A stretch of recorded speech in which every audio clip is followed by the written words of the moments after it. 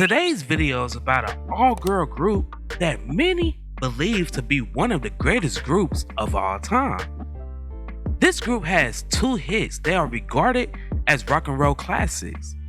The centerpiece of today's story is all about the Chantels. Now, before we start, let's be sure to leave a like on the video, subscribe to the channel, and push that notification bell to be sure you won't miss out on any more uploads. Now, without further ado, let's cue that intro.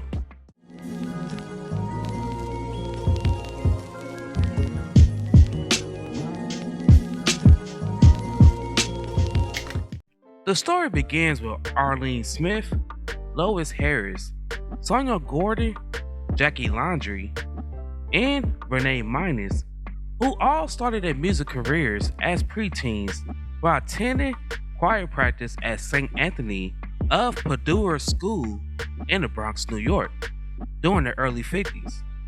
All members had been friends since the 2nd grade, and by 1957, they was all singing with each other for nearly 7 years. The girls was highly influenced by groups such as Frankie Lyman and the Teenagers and the Cookies. Now, unlike their male counterparts, they wasn't allowed to sing on the street corners all night. So instead of perfecting their art outside, the girls, they practiced in the girls' locker room. Now, all the girls was members of the school's basketball team, so this is how they had access to the locker room. They all made it clear that no matter what, win, lose, or draw, they will all make sure that they sang every night. Arlene, a classically trained vocalist, performed solo at Carnegie Hall when she was just 12 years old. All of the girls sang in a choir, and they was all between the ages of 12 and 16.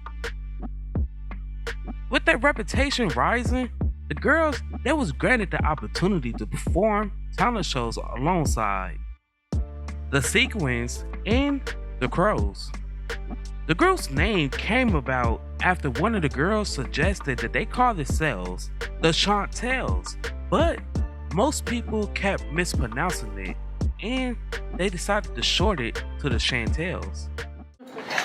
Actually, Sonia should tell the story because she's the one who called me. I just kind of reinforced what she was telling me and added a few little French touches to it. Okay. Yeah, well, the French touch was that, being in Catholic school, we all played CYO, Catholic Youth Organization, basketball.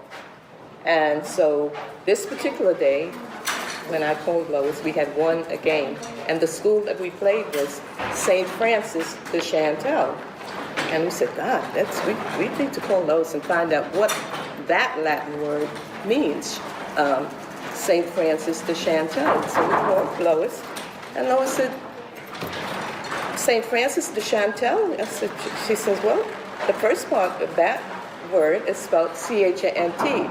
And in Latin, C-H-A-N-T, chant, means to sing. Gotcha. So, gotcha. I didn't see that coming. Thank you. Chanteuse is a female singer. So, and actually, it was St. Jane Francis de Chantal. It had the A-L at the end, and we like the French sound of that. All right. It had a more sophisticated sound than the flattened A of Chantel. So, once we got it together, so you said, oh, that sounds good, the Chantels. And we were the Chantels. Nobody pronounced it correctly. They flattened the A and made us the Chantels. So not to be confused with a Chantay. The group's main vocalist, Arlene Smith, was the strongest writer.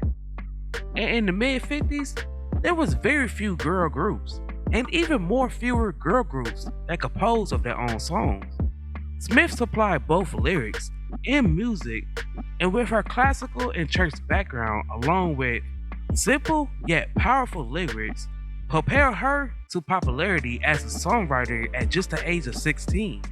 The group was founded by Richard Barrett, who was the lead vocalist of a group named the Valentines. By the end of the summer of 1957, the group had signed with N Records. Smith wrote the group's debut song that was about her then boyfriend titled He's Gone.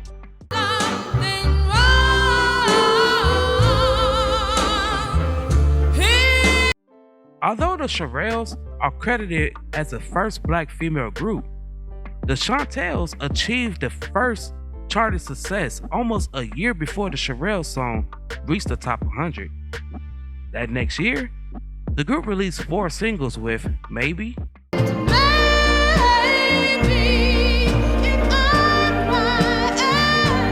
Every Night,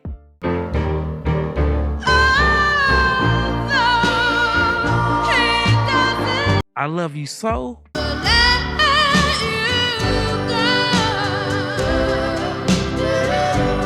and If You Try.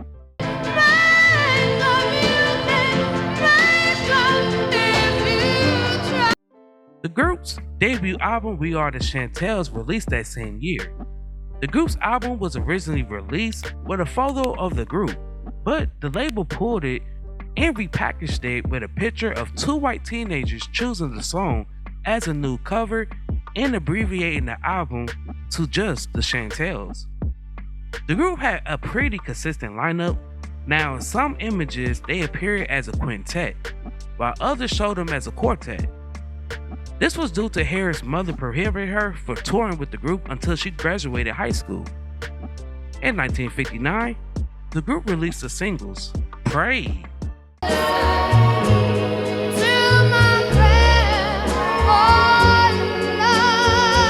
I Can't Take It,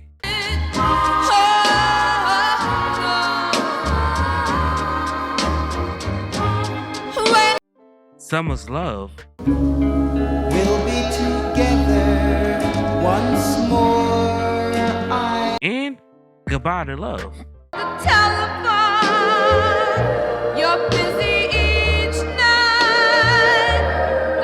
The following year, and records dropped the group, prompting Arlene to go on a solo career.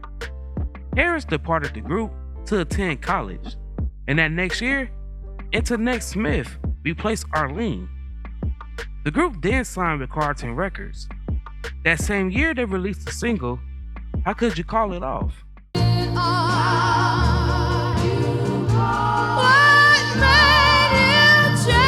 In 1961, the group released the singles Look in My Eyes, Tell me you are heartbeat. I'm the Girl,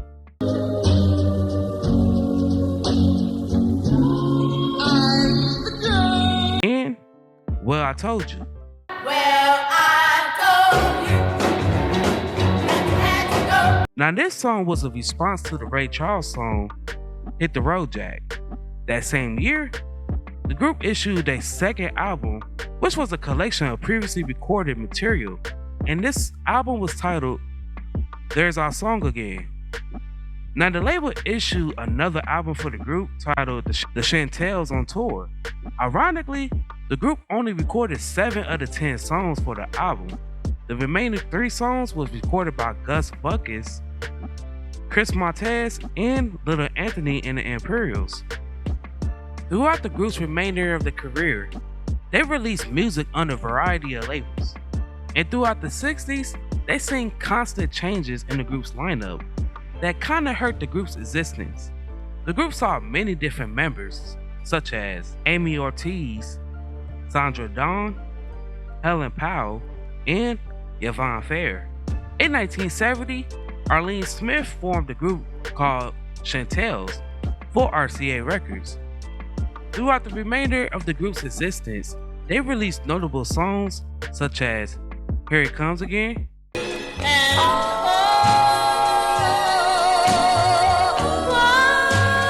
Eternally,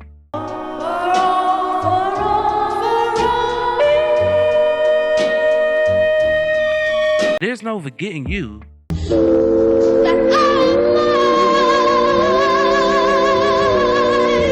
You're Welcome to My Heart,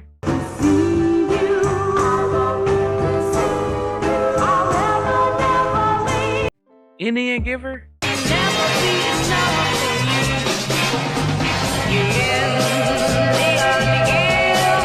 and Love Makes All the Difference in the World. And there's a feeling in my heart that's never gonna die. There's a feeling in my heart. In 2002, the group was inducted into the Vocal Group Hall of Fame.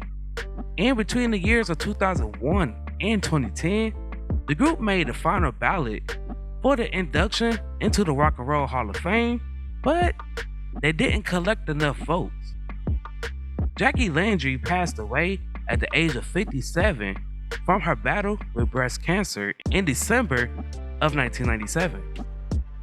Arlene Smith reunited with the original group lineup to perform the song Maybe as a tribute to Jackie on the PBS special Doo Wop 50.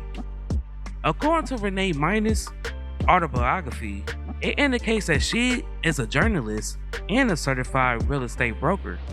Lois worked as a licensed nurse, Jackie was a court reporter, and Arlene and Sonia was teachers.